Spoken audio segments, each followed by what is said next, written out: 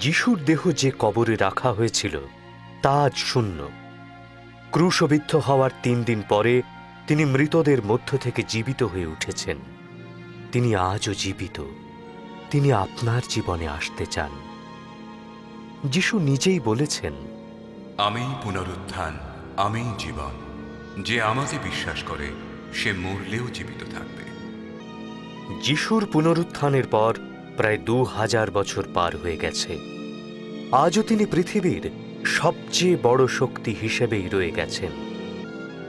বহু বড় বড় নেতা জন্ম নিয়েছেন, মারাও গেছেন, কিন্তু যিশু আজও জীবিত এবং সবচেয়ে উল্লেখযোগ্য জীবিত ব্যক্তিত্ব।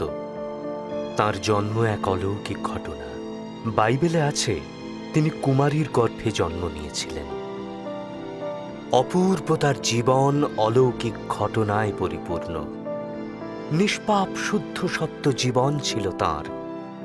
যে কোনো মানুষের চেয়ে অনেক গুণ বেশি অলৌকিক কাজ তিনি করেছিলেন। তার বাণীর কোনো তুলনা নেই। যারা তাকে মুক্তিদাতা প্রভু বলে গ্রহণ করেছে তাদের তিনি দিয়েছেন ভালোবাসা, ক্ষমা আর নতুন জীবন।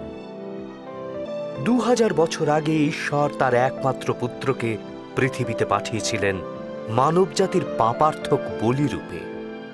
তিনি আপনার জন্য প্রাণ দিয়েছেন। অপূর্ব তাঁর পুনরুত্থান, তার জন্ম, তার জীবন, তার মৃত্যু ও তার পুনরুত্থান সবকিছুই প্রমাণ করে যে তিনি যা দাবি করতেন তিনি ছিলেন ঠিক তাই, ঈশ্বর পুত্র, সমগ্র মানব জাতির পরিত্রাতা।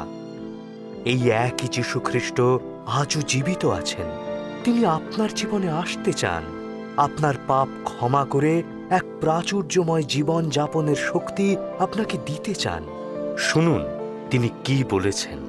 হে পরিশ্রান্ত ভারাক্রান্ত মানুষ, আমার কাছে এসো, আমি তোমাদের বিশ্রাম দেব। আমি পথ, সত্য ও জীবন।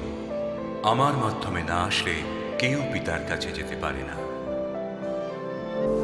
এই ভিডিওটি যদি আপনার ভালো লেগে থাকে তাহলে আমাকে ইউটিউবে সাবস্ক্রাইব করুন এবং ফেসবুকে আপনাদের বন্ধুদের কাছে এই ভিডিওটি শেয়ার করুন। ভালো থাকুন, সুস্থ থাকুন। ঈশ্বর আপনাদেরকে আশীর্বাদ করুন। জয় যিশু।